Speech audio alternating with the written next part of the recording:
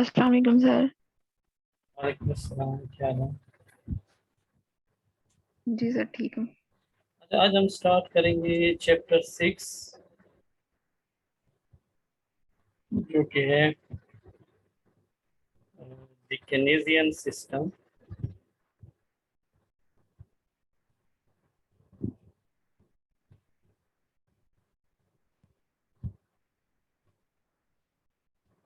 और the role of aggregate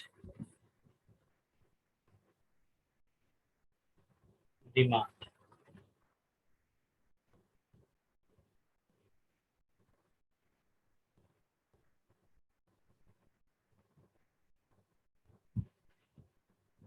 okay.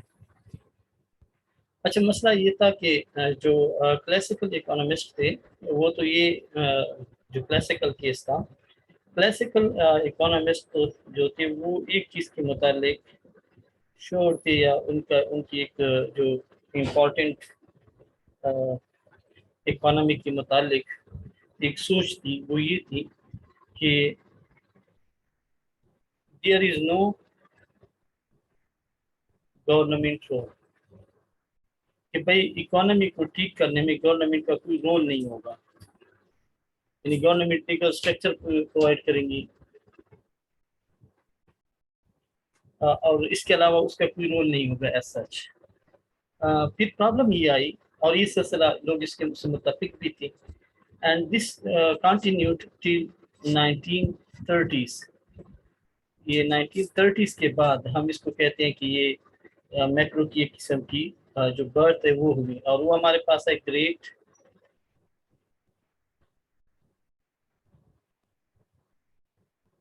Depression.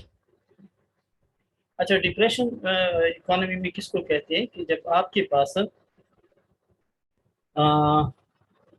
Economy लंबे अरसे तक रिसेशन में हो, ठीक है, तो उसको हम क्या कहते हैं? डिप्रेशन कहते हैं। जिस तरह पिछले 1-2 साल में पाकिस्तान में जिस तरह इकोनॉमी की सिचुएशन है कि जॉब्स नहीं है, कीमतें बढ़ गई हैं, ठीक है, और लोग बड़ा सफ़र कर रहे हैं, गुर्बत ज़्यादा हो गई है। सो अगर ये सिलसिला कई सालों तक जारी रहे, so that is called depression. तो ये ग्रेट डिप्रेशन इस तरह आया कि पूरी दुनिया में इकोनॉमीज बैठ गई, और इस तरह बैठ गई, ठीक है, कि सिर्फ आप इससे यूँ मिसाल ले लीजिए कि यूएस में जो आपकी अनएम्प्लॉयमेंट थी, वो तकरीबन 25% तक बढ़ गई थी इन 1933। अब जब इतनी ज़्यादा अनएम्प्लॉयमेंट हो गई, ठीक है, और जो जीडीपी थी, ठीक है, वो तकरीबन 30% उनकी वो क्या हो गई है, कम हो गई थी। कितनी परसेंट? 30%। तो ये बहुत बड़ा उसमें क्या थी, कमी थी यूएस में, राइट। ये मैंने माइनस 30% लिखा, यानी 30% कम हो गई। तो उस जमाने में एक यूके या ब्रिटिश इकोनॉमिस्ट थे, ठीक है, और वो आई, उसने इस नजरिए को चैलेंज किया, और वो थे जॉन केन्स, ठीक है। उसने एक किताब लिखी थी, और किताब का नाम था the general theory of employment, interest and money. और वहाँ पे जो है ना, उन्होंने कहा कि जो इस तरह के हालात है अमेरिका में, अनएम्प्लॉयमेंट है, ठीक है, और इस तरह से है, यूके में सेम सिचुएशन है, ठीक है। तो वो कहते थे कि जी उन्होंने थ्योरी ये पेश की कि अमेरिका में या जो दूसरे मुल्कों में जो ग्रेट डिप्रेशन है, या जो सफरिंग्स लोग कर रहे हैं, उसकी वजह ये है कि, ठीक है, why economy fail in Great Depression. तो उसने कहा था कि रीजन इसकी ये है कि इन इफेक्टिवनेस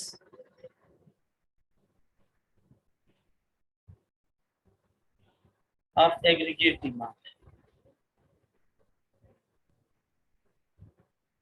वो कह रहा था कि देखिए, लोगों की कुव्वत खरीद आपकी किस्म का समझे कम हो गई है।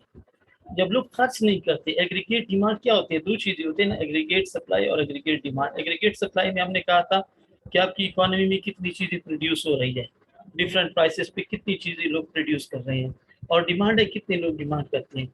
तो उसकी मिसाल ये थी कि जब लोग चीज़ें खरीदेंगे नहीं, ठीक है, तो दुकानदारों की चीज़ नहीं बिकेगी। जब दुकानदारों की चीज़ नहीं बिकेगी तो वो क्या करेंगे, आगे फैक्ट्री वाले से माल खरीदेंगे नहीं। जब फैक्ट्री से माल खरीदना बंद होगा तो फैक्ट्री वाले प्रोडक्शन को कम करेगा। प्रोडक्शन कैसे कम करेगा, वो फिर वर्कर को निकालेगा। वर्कर्स और अनएम्प्लॉयड होंगे, जब वो अनएम्प्लॉयड होंगे उनके पास पैसे नहीं होंगे, उनकी कुव्वत खरीद और कम हो जाएगी। जब उनकी सैलरीज रुक जाएंगी, जब उनके पास पैसे नहीं होंगे तो बाजार कैसे जाएंगे, चीज़ें कैसे खरीदेंगे, चीज़ों की डिमांड और कम हो जाएगी। And that will create a sort of situation कि आपकी इकोनॉमी जो है वो डिप्रेशन में चली जाएगी। यानी वो कहता है इसकी एक रीज़न है कि लोग जो है ना चीज़ें नहीं खरीद सकते, ठीक है, और इस वजह से ये। तो उसने कहा कि जी आप फिर क्या करें, ठीक है, इनफेक्टिवनेस। तो उसने कहा जी कि आप डिमांड को बढ़ाएं, और उसमें सबसे ज़्यादा क्या है, किस तरीके से बनाएं, बाय गवर्नमेंट एक्सपेंडिचर्स। भाई वो कहता है कि जी हालात इस तरह है ना, देखिए जब आपकी इकोनॉमी ठीक नहीं चल रही, अब बिजनेस नहीं हो रहा, तो लोग क्या करेंगे, ज़ाहिर है एक नया बिजनेसमैन जो है वो भी इन्वेस्ट नहीं करेगा। वो सोचेगा कि अगर मैं यहाँ पे दुकान खोलता हूँ, फैक्ट्री खोलता हूँ, ऑलरेडी जो है ना महंगाई है, कोई लोग चीज़ें नहीं खरीद रहे, बेरोजगारी है, तो मेरी चीज़ें भी नहीं बिकेगी, तो वो इन्वेस्ट नहीं करता। तो उसने कहा जब आम आदमी इन्वेस्ट नहीं करेगा तो फिर आपके पास अल्टरनेटिव क्या है, वो कहते हैं गवर्नमेंट है। वो कहता है कि गवर्नमेंट इन्वेस्ट करे, और गवर्नमेंट किस तरह का खर्च करे, कहीं से कर्ज दे, नए नोट छापे, जिस तरीके से हो, लेकिन गवर्नमेंट अपने एक्सपेंडिचर को क्या इंक्रीज करे। और वो किस तरीके से इंक्रीज करें, न्यू प्रोजेक्ट स्टार्ट करें, आप मेट्रोज बनाना शुरू करें, आप डैम्स बनाना शुरू करें, जिस तरह गवर्नमेंट कंस्ट्रक्शन की तरफ जा रही, कंस्ट्रक्शन साइट्स शुरू करें। उससे होगा क्या, जब नए प्रोजेक्ट्स आएंगे जाहिर है उसमें क्या होगा, लोगों को एम्प्लॉयमेंट मिलेगी, कुछ लोगों को मिल जाएगी, शायद ज़्यादा को नहीं मिलेगी।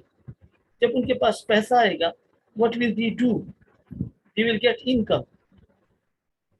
इनकम वो क्या करेंगे, स्पेंड करेंगे कहाँ पे, बाजारों में। जब स्पेंड करेंगे तो क्या होगा, डिमांड बढ़ेगी फॉर गुड्स।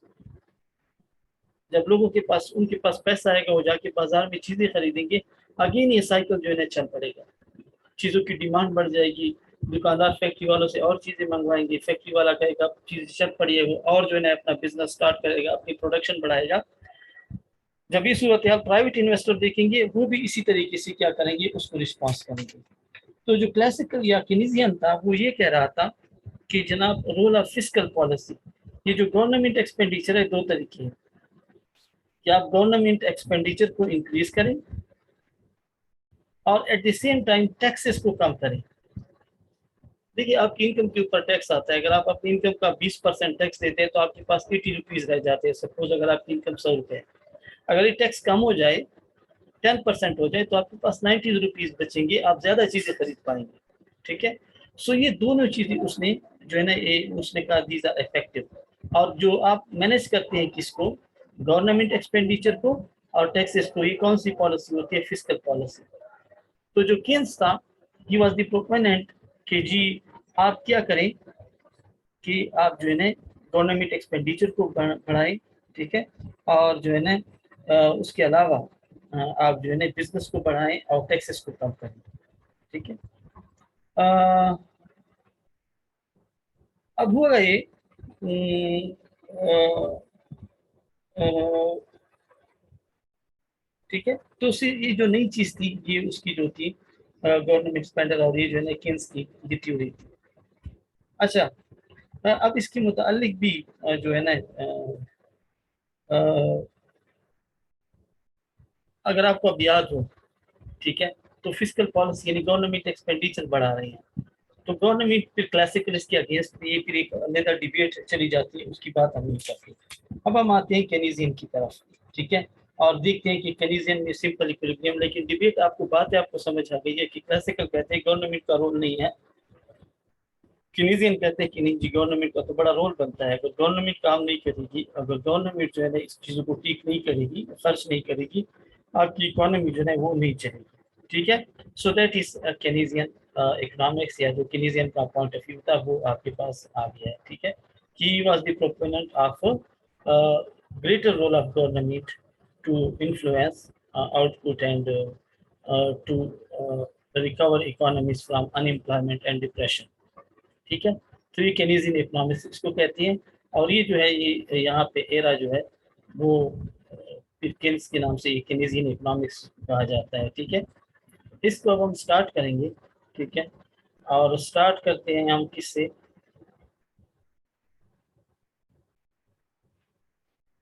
Right, okay. अब हमारे पास है कि केन्स इकोनॉमी में हमारे पास इक्विलिब्रियम, जिस तरह हमने क्लासिकल में कहा था, तो इक्विलिब्रियम कैसे होगी? इक्विलिब्रियम कंडीशंस,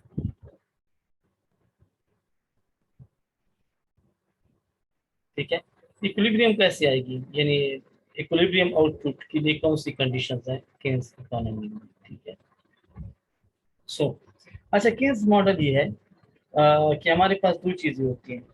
ठीक है, कि आपके पास केनीजियन ये कहता है कि इक्विलिब्रियम की कंडीशन ये है कि आपकी जो आउटपुट है वो इक्वल हो किसकी?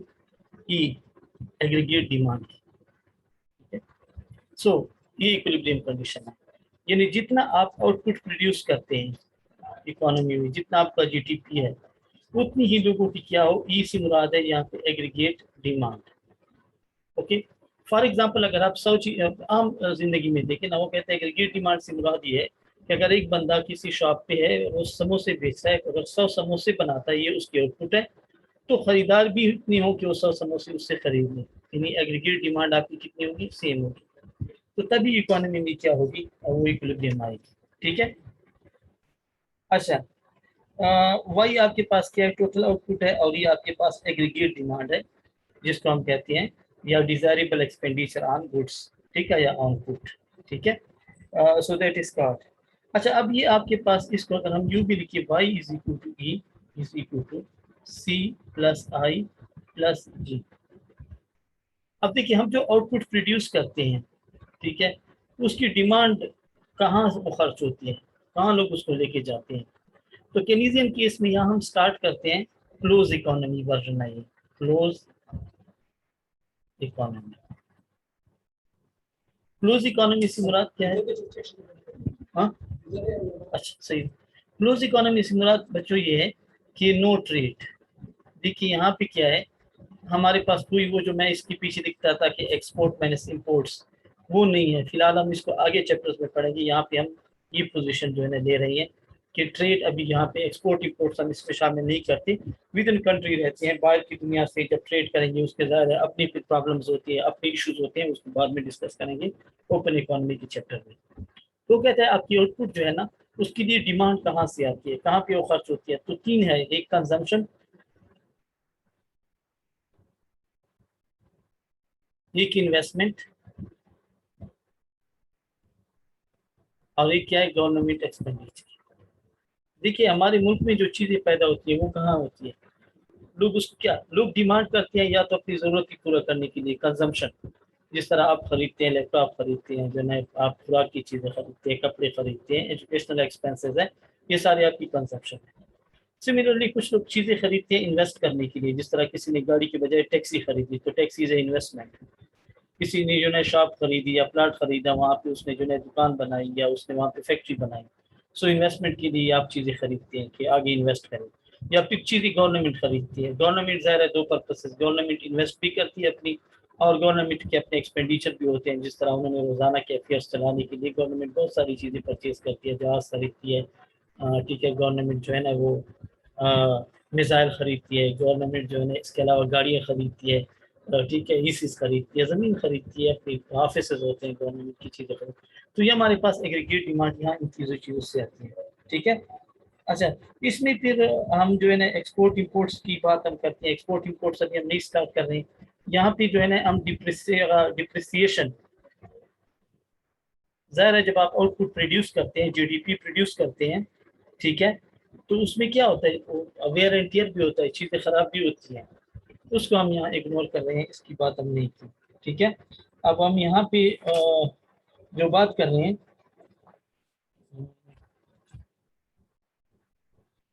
टैक्सेस की, हमने यहाँ पे उसको इग्नोर किया है, टैक्सेस नहीं है, ठीक है, यहाँ पे। और इसके अलावा हमने ये किया था, ठीक है,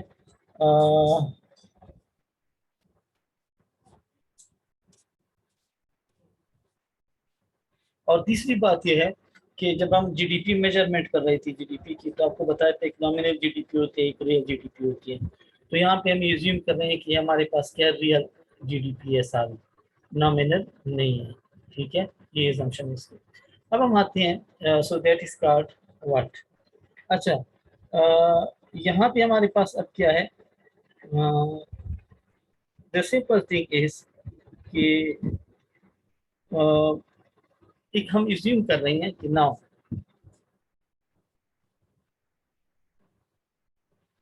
investment is equal to saving. जो हमने पहले में डायग्राम बनाया था कि जो कुछ आप इन्वेस्ट कर रहे हैं ना, वो कहाँ से आते हैं, सेविंग से ही आते हैं। जो लोग पैसे बचाएंगे वही पैसे आगे इन्वेस्ट होंगे। तो इसको हम यूँ भी लिख सकते हैं कि वाई इज इक्वल टू, ये थ्री पार्ट्स करेंगे, सी प्लस एस प्लस जी। ये हमने यहाँ पे आई की जगह क्या पुट किया है, हमने यहाँ पे एस पुट किया है। अच्छा, इसमें हमारे पास क्या है, अगर आप इस तरह लिखते हैं,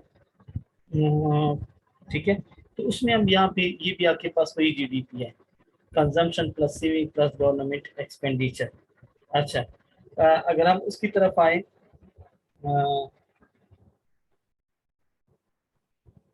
okay, so that is another thing. अच्छा, अब इसमें आता है ये दो चीजें, ठीक है, ओके।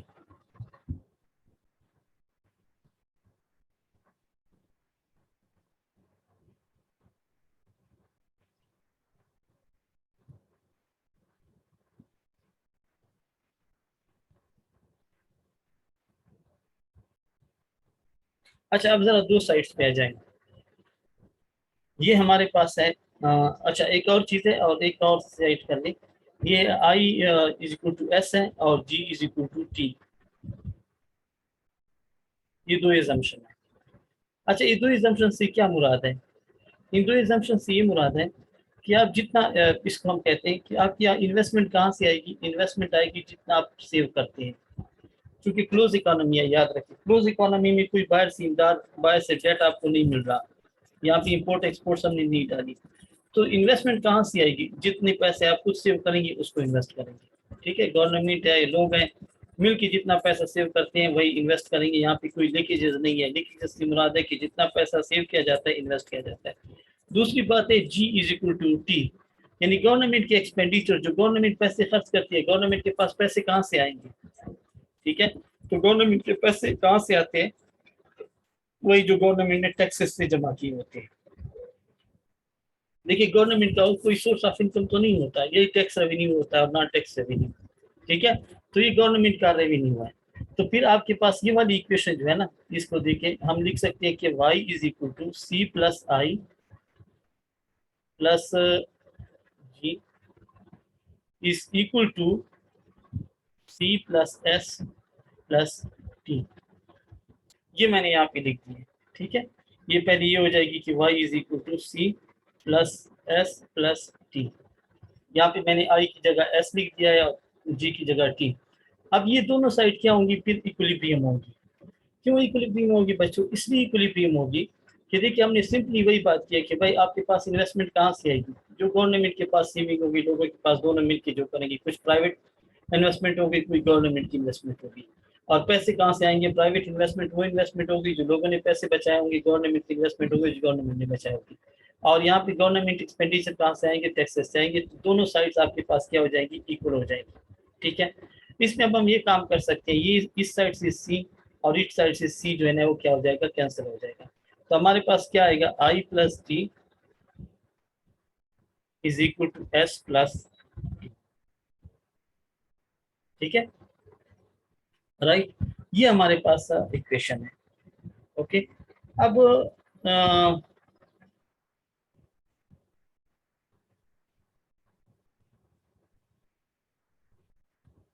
ओके,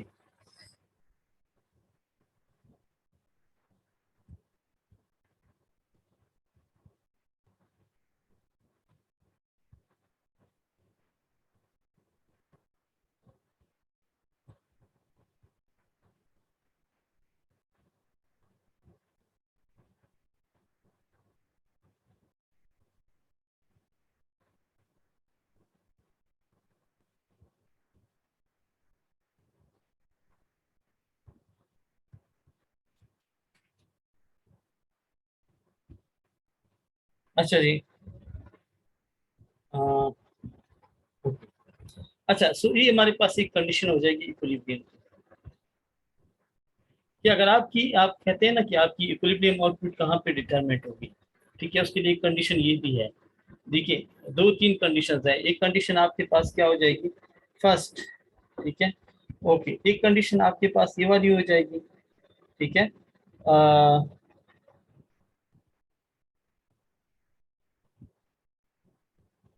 ठीक है, अब हमारे पास ये तीन कंडीशन हो गई, first condition, second condition, first वाली ये है, दूसरी कंडीशन हमारे पास ये है, ठीक है। अच्छा, इसका मतलब क्या है कि आपकी इक्विलिब्रियम कंडीशन आपकी आउटपुट की क्या है, कि आपकी एग्रीगेट डिमांड जो है वो किसके बराबर हो, एग्रीगेट आउटपुट के बराबर हो। दूसरी आपके पास कंडीशन ये है कि आपकी इन्वेस्टमेंट और प्लस गवर्नमेंट एक्सपेंडिचर, ये आपकी इक्वल हो सेविंग प्लस टैक्सेस के, ठीक है। और तीसरी इसमें ये होगी कंडीशन, वो ये है कि I is equal to I R. ये आई आर जो है ये है रियलाइज्ड इन्वेस्टमेंट।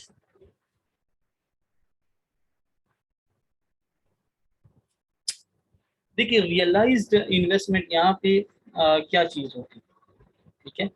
अब देखिए, रियलाइज्ड इन्वेस्टमेंट यहाँ पे होगी कि अ,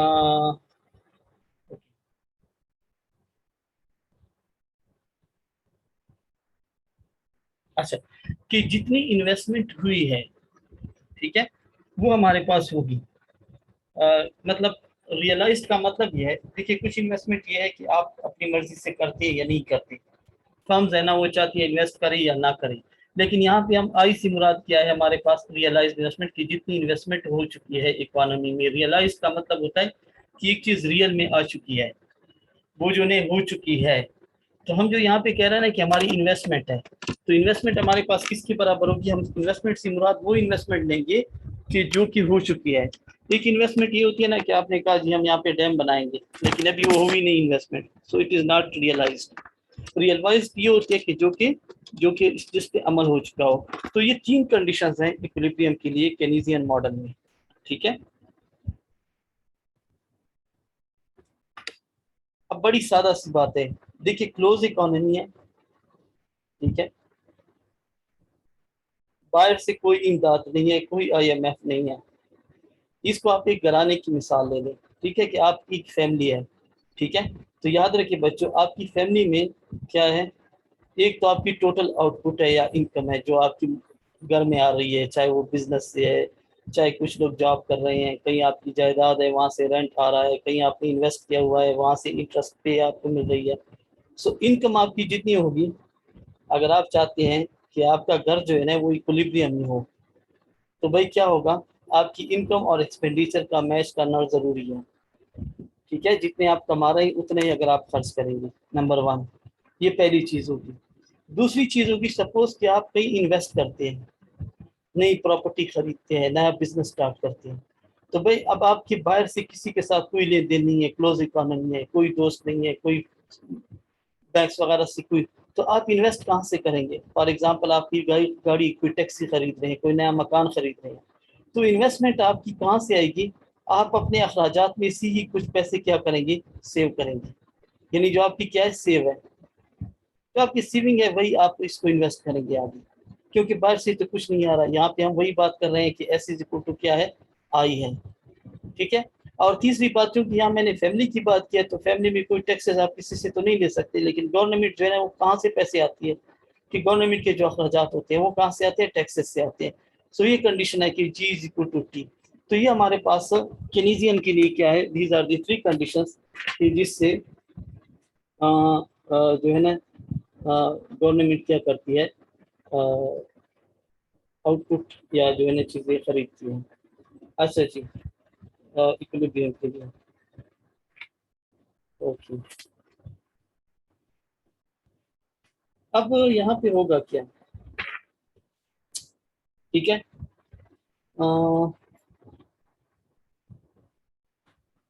ओके ओके।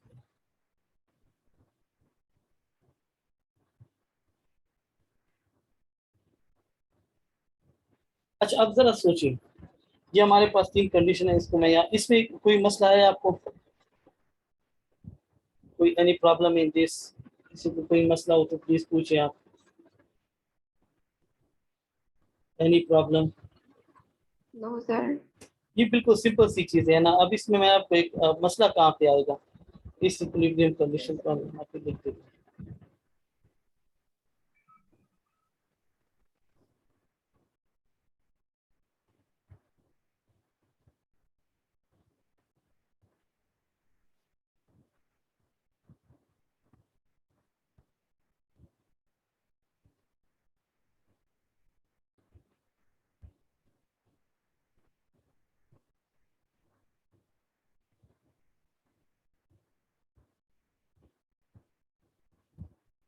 इक्विलिब्रियम कंडीशन हो गई y is equal to i, e is equal to c plus i plus g, और फिर हमने कहा था कि i plus g is equal to s plus t, और फिर लास्ट में हमने कहा था कि I R is equal to I, realise investment क्या है वो इसके बराबर है। अच्छा, अब कैसे हुआ,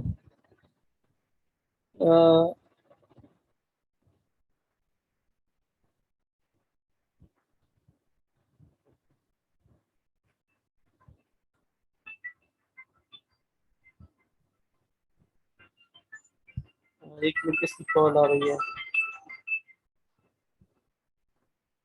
अस्सलाम वालेकुम सर। वालेकुम सलाम। जी जी। अच्छा ओके ओके। अच्छा वो जायद है, उसको मैंने ऐड नहीं किया, फिर मुझे ऐड करना कहाँ से जाएगा, जस्ट अ मिनट प्लीज।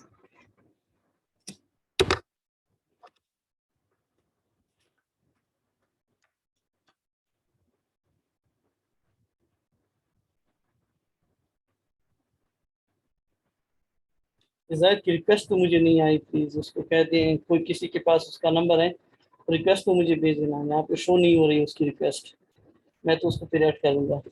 ठीक है, आप जरा देखिए। ठीक है। हम्म। अच्छा, अब होगा क्या, सपोज किसी केस में अगर ये हो जाए, इन अदर वर्ड्स, ठीक है, कि अगर आपकी जो आउटपुट है, in case y is greater then e, यानी जितनी मुल्क की जो है ना, ये जायद अभी भी शो नहीं हो रहा, उसे कह दे, अगर आपकी जो एग्रीगेट आउटपुट है वो ग्रेटर हो जाए, ज्यादा हो जाए किससे, डिमांड से, जितना मुल्क में खर्च है, लोग डिमांड करते हैं, आपकी जो आउटपुट है वो उससे ज्यादा हो, अगर आप आउटपुट उससे ज्यादा प्रोड्यूस करें, ठीक है, तो उस सूरत में क्या होगा। देखिए उसकी एक ही सिचुएशन है, ठीक है, कि अगर आपकी रियलाइज्ड इन्वेस्टमेंट जो है ना वो क्या हो, वो ज्यादा हो जाए, and that will happen only if I R is greater than I, यानी जितनी इन्वेस्टमेंट की जरूरत थी आपने उससे ज्यादा इन्वेस्ट कर दिया, आई आर जो है ना क्या हुआ, रियलाइज्ड इन्वेस्टमेंट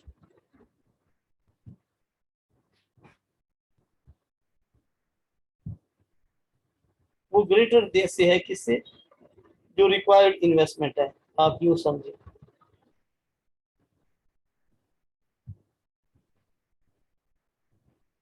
इसकी मिसाल ये है ना कि एक फैक्ट्री है वो फुटबॉल बना रही है, ठीक है, और फुटबॉल की डिमांड है 10,000, ठीक है, और उन्होंने जो है 12,000 फुटबॉल बना ली। अब बिकने कितने हैं, 10,000, बना कितने लिए हैं, 12,000, ठीक है, यही आउटपुट आपकी क्या एक्सपेंडिचर से ज्यादा है। डिमांड कितनी थी, 10,000, और आपने प्रोड्यूस कितना कर दिया, 12,000। वो किस सूरत में होगा, आपको कितनी इन्वेस्टमेंट करनी थी, इन्वेस्टमेंट आपको इतनी करनी थी कि 10,000 फुटबॉल बन जाए, लेकिन आपने 12,000 ज्यादा बना दी। सो व्हाट विल हैपन, ये जो एक्स्ट्रा फुटबॉल्स है उसका आप क्या करेंगे, इन्वेंट्री एकमुलेशन,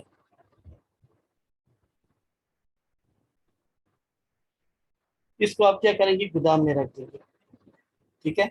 और ये अनइंटेंडेड मसलन जो आप चाहते नहीं थे, लेकिन अब हो गई है इन्वेस्टमेंट, आपने गलत फोरकास्ट किया, जो भी हुआ, तो ये आप कहाँ पे रखेंगे, you will put that in in your inventories, right.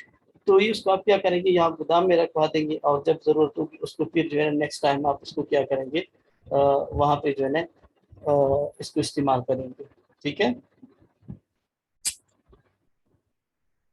अ,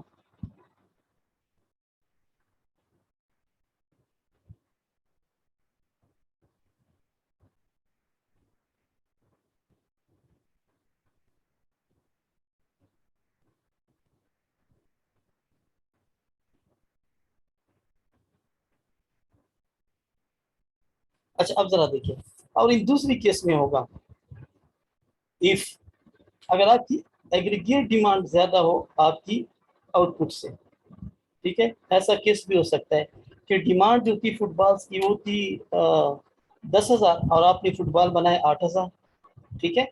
यानी डिमांड क्या है, एग्रीगेट डिमांड ऑफ ग्रेटर है किससे, आउटपुट से। उसमें बच्चों क्या होगा, उस सूरत में आप क्या करेंगे, आप जो है ना इन्वेंट्री को क्या करेंगे, पहले आप एकम्युलेट कर रहे थे, अब आप अपनी इन्वेंट्रीज को क्या करेंगे, उसको आप डिक्रीज करेंगे, ठीक है। सो उस सूरत में फिर क्या होगा, इन्वेंट्री शॉर्टफॉल।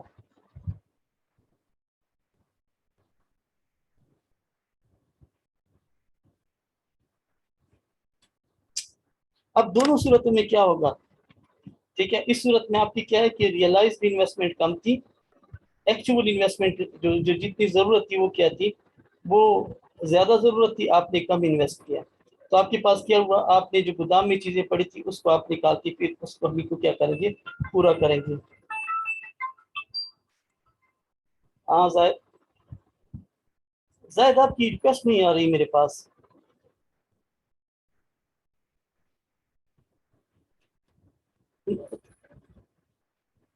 हमजा जमा दागा तो ऊपर ताचिर पर जाड़ मीटिंग मांदे एट कड़ा था कुम नवा मीटिंग मासी वो सारा कड़ा थे ना शेयर कड़ा थे कांडी तागा मांदो कहता ग्रुप को रखना लास्ट लास्ट से कुम मीटिंग कर लगा था ना आईडी कागज ले क्लिक होता सही ना। और द सार चूज दरगले दा वो समझ जमा दागा मीटिंग तमा इन कहता और रिक्वेस्ट मातम दरगले मा तो शूज के था सही। Okay okay. अच्छा जी, जायद की रिक्वेस्ट शो नहीं हो रही, किसी और आईडी पे मेरे ख्याल में कुछ है। अच्छा बच्चों, अब दोनों सूरत में क्या, अब जरा देखिए, अगर आप यहाँ पे सूरत हाल है कि आपकी जो डिजायर आपकी जो आउटपुट थी वो जो इतनी डिमांडेड थी उससे ज्यादा थी, उस सूरत में फिर क्या होगा, देखिए अब आपके पास इन्वेंट्रीज बिल्डअप होंगे, यानी आपने प्रोडक्शन ज्यादा कर ली जितनी डिमांड थी उसके मुकाबले में। तो जब आपने प्रोडक्शन बहुत ज्यादा कर ली, आपके पास जो है ना गोदाम में बहुत ज्यादा माल पड़ा है, तो फैक्ट्री वाला क्या करता है, वो अपनी प्रोडक्शन को थोड़ा सा कम करेगा। क्या करेगा, यहाँ पे ये देखिए सूरत हाल को, प्रोडक्शन आपकी ज्यादा थी जितनी डिमांड थी, अब आपके पास इन्वेंट्रीज है, ऑलरेडी गोदाम में सामान पड़ा है, तो आप क्या करेंगे, आप और ज्यादा प्रोड्यूस करेंगे नहीं, आप कोशिश करेंगे कि अपनी प्रोडक्शन को थोड़ा कम करें, ताकि क्या हो जाए, जो इन्वेंट्रीज है वो उसको आप इस्तेमाल करें, क्योंकि गोदाम में माल रखा उसके ऊपर भी कॉस्ट आती है। So what will firm you do, after some time it will reduce output. जब आउटपुट रिड्यूस करेंगे तो आपके पास क्या हो जाएगा, एट द एंड आप पहुंच जाएंगे इस पॉइंट पे। सिमिलरली यहाँ पे फॉल्ट क्या करेगी कि आपकी इन्वेंट्रीज खत्म होना शुरू हो जाएगी, क्योंकि आपने माल इतना नहीं बनाया जितनी डिमांड है, शॉर्टेज है आपकी। तो जब आपकी गोदाम से माल निकलेगा तो आप सोचेंगे कि ये तो खत्म हो जाएगा, मार्केट में डिमांड ज्यादा है, सो व्हाट विल हैपन, और शॉर्टेज आएगी। सो आप क्या करेंगे, यहाँ पे अपनी आउटपुट को बढ़ाएंगे। जब आप अपनी आउटपुट को बढ़ाएंगे तो आप अगेन किस पॉइंट पे जाएंगे, y इज इक्वल टू ई, इस पॉइंट पे चले जाएंगे जहाँ पे एग्जैक्टली उतनी आउटपुट प्रोड्यूस करेंगे जितनी डिमांड है, ठीक है। अब यहाँ पे एक पॉइंट है कि देखिए क्लासिकल क्या कहते थे, वो कहते थे कि कोई भी फिनोमेना हो सिवाय सप्लाई साइड की, यानी वो कहते थे कि अगर आप लेबर को बढ़ाएं, ठीक है, आप टेक्नोलॉजी को इम्प्रूव करें, तो आप ज्यादा प्रोड्यूस करें, वो जितनी भी आप ज्यादा प्रोड्यूस करेंगे वो आगे मार्केट में जज़ब हो जाएगी, लोग उसको खरीद लेंगे। लेकिन केनेजियन क्या कहते हैं, वो कहते हैं नहीं जी, जितनी डिमांड होगी ना उसी के मुताबिक आप प्रोड्यूस करेंगे। अगर आप चाहते हैं कि आपकी प्रोडक्शन ज्यादा हो, जो है ना आपकी आउटपुट ज्यादा हो, तो उसके लिए जरूरी है कि चीजों की डिमांड बढ़े, लोग चीजें खरीदें, ठीक है। तो लोग चीजें कैसे खरीदेंगे, आप उस तरह की पॉलिसी बनाएं, हुकूमत नए प्रोजेक्ट स्टार्ट करे। तो आप देखिए गवर्नमेंट अभी थोड़ी सी इकोनॉमी बेहतर हुई है, कारोबार चलना शुरू हुए, क्यों शुरू हुई? हुकूमत ने इंसेंटिव दिया, एग्रीकल्चर को इंसेंटिव दिए, कंस्ट्रक्शन इंडस्ट्रीज को पैकेजेस दिए, टैक्सेस कम किए, ठीक है, और उसकी वजह से थोड़ी बहुत इकोनॉमी आपके पास चल पड़ी है। So that is called Keynesian economics, और ये उसकी क्या है, इक्विलिब्रियम कंडीशन है, ठीक है। तो यहाँ पे टाइम हो गया इसकी 40 मिनट्स, ठीक है। तो 5 मिनट बाद आप दोबारा ज्वाइन कीजिएगा, तो नेक्स्ट टॉपिक हम क्या करेंगे, स्टार्ट करेंगे। यहाँ पे मैं इसको स्टॉप करूंगा ताकि मीटिंग कन्वर्ट हो जाए रिकॉर्डिंग।